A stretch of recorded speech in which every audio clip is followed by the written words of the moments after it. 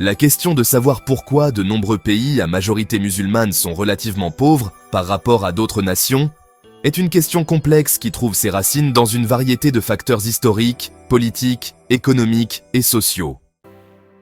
Il est important de reconnaître d'emblée que tous les pays à majorité musulmane ne sont pas pauvres. Des nations telles que le Qatar, les Émirats arabes unis et l'Arabie saoudite possèdent d'immenses richesses grâce à leurs ressources pétrolières. Cependant, lorsque l'on observe le monde musulman dans son ensemble, y compris des pays comme le Yémen, l'Afghanistan et le Soudan, la prévalence de la pauvreté est plus flagrante. Pour comprendre pourquoi, il faut remonter le cours de l'histoire et examiner une série de facteurs qui vont bien au-delà de la religion elle-même.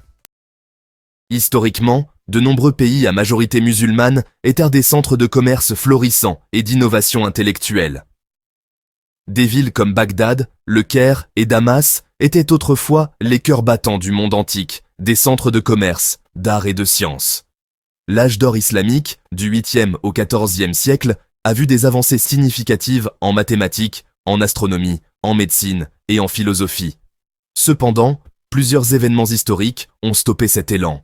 Les invasions mongoles du XIIIe siècle, le colonialisme européen au XIXe et XXe siècle et l'effondrement de l'Empire ottoman au début du XXe siècle ont tous joué un rôle dans le déclin économique du monde musulman.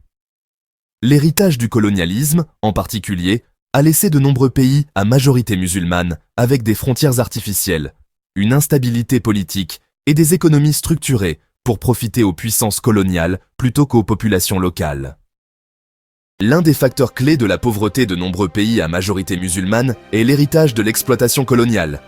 Les puissances coloniales européennes, en particulier la Grande-Bretagne et la France, ont découpé le Moyen-Orient, l'Afrique et certaines parties de l'Asie en territoires qui ne tenaient souvent pas compte des divisions ethniques, tribales et religieuses. Ces puissances coloniales ont extrait les ressources de ces régions, qu'il s'agisse de pétrole, de minéraux ou de produits agricoles, sans construire d'économie locale durable.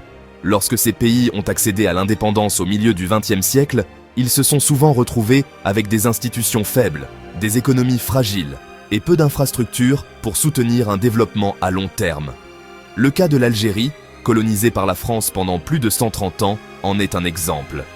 Lorsque l'Algérie a finalement obtenu son indépendance en 1962 après une guerre brutale, elle s'est retrouvée avec d'importantes cicatrices sociales et économiques dont beaucoup persistent encore aujourd'hui.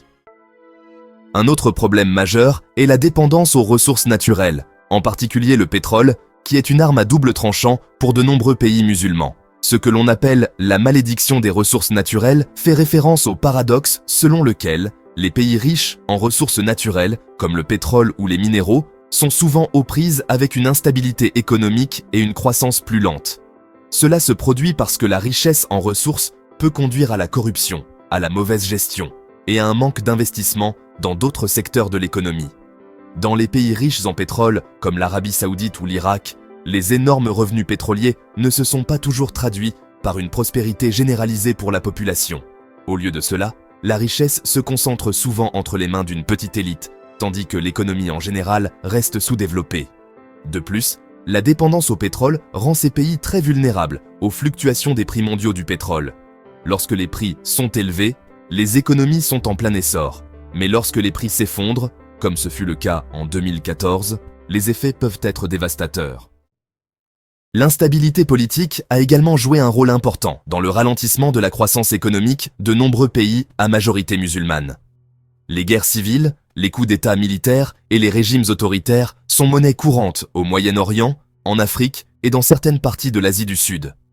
Le printemps arabe, qui a débuté en 2010, a été un indicateur clair du mécontentement généralisé à l'égard des systèmes politiques dans des pays comme l'Égypte, la Libye et la Syrie. Des décennies de dictature, de corruption et de stagnation économique ont conduit à des soulèvements massifs. Cependant, les conséquences ont été mitigées, certains pays sombrant dans un chaos encore plus grand. La Libye, par exemple, est déchirée par des factions rivales depuis la chute de Mouammar Kadhafi, tandis que la Syrie est en proie à une guerre civile brutale qui a déplacé des millions de personnes et dévasté l'économie. Les guerres et les conflits ont eu un impact énorme sur le monde musulman, épuisant les ressources, détruisant les infrastructures et déplaçant des millions de personnes. l'Afghanistan, l'un des pays les plus pauvres du monde, est dans un état de guerre quasi permanent depuis l'invasion soviétique de 1979, suivi de la guerre civile, de l'arrivée au pouvoir des talibans et de l'invasion menée par les États-Unis après le 11 septembre. Des décennies de violence ont laissé le pays avec des infrastructures minimales, une pauvreté généralisée et peu d'espoir de reprise économique à court terme.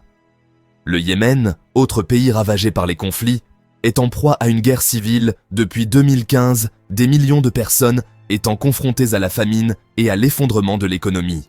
Non seulement ces conflits dévastent les économies à court terme, mais ils laissent des cicatrices durables qui prennent des générations à guérir. Le manque de diversification constitue un défi économique majeur pour de nombreux pays à majorité musulmane.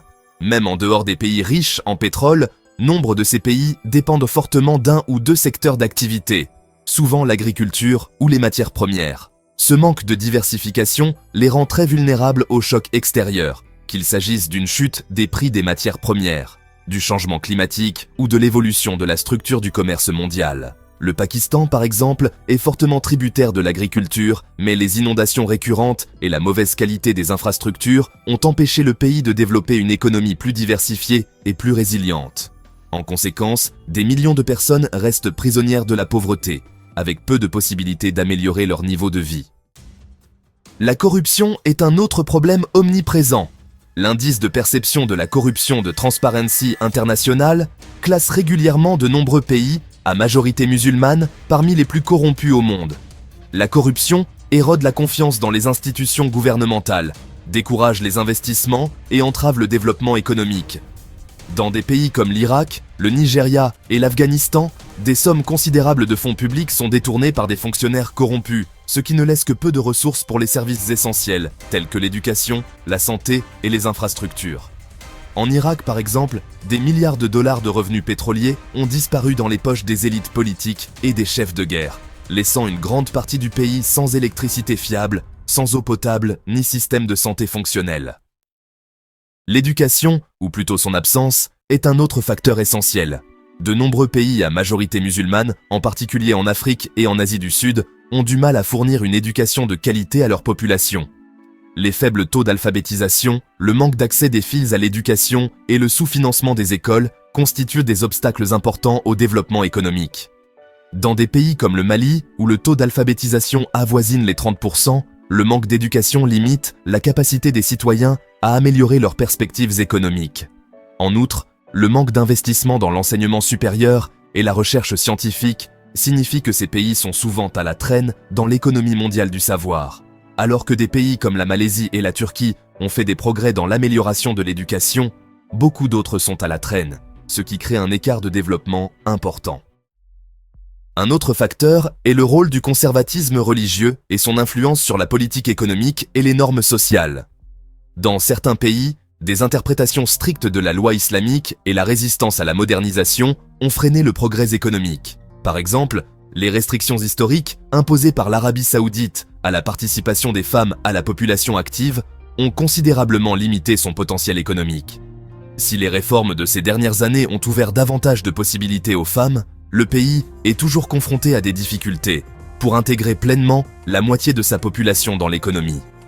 De même, dans des pays comme l'Afghanistan, sous le contrôle des talibans, les femmes n'ont effectivement pas le droit de travailler, de recevoir une éducation ou de participer à la vie publique, ce qui limite considérablement les perspectives de développement économique du pays. En outre, de nombreux pays à majorité musulmane sont aux prises avec une croissance démographique rapide, ce qui pèse encore plus lourdement sur des économies déjà fragiles. Les taux de natalité élevés dans des pays comme le Pakistan, l'Égypte et le Nigeria signifient que ces nations doivent trouver des moyens de fournir une éducation, des soins de santé et des emplois à des millions de jeunes. L'incapacité à créer suffisamment d'emplois pour cette population en plein essor se traduit par des taux de chômage élevés, en particulier chez les jeunes. Cette pression démographique peut conduire à des troubles sociaux, comme on l'a vu lors du printemps arabe, où le chômage des jeunes a été un facteur important de protestation. Un autre problème structurel est que de nombreux pays à majorité musulmane n'ont pas été pleinement intégrés à l'économie mondiale.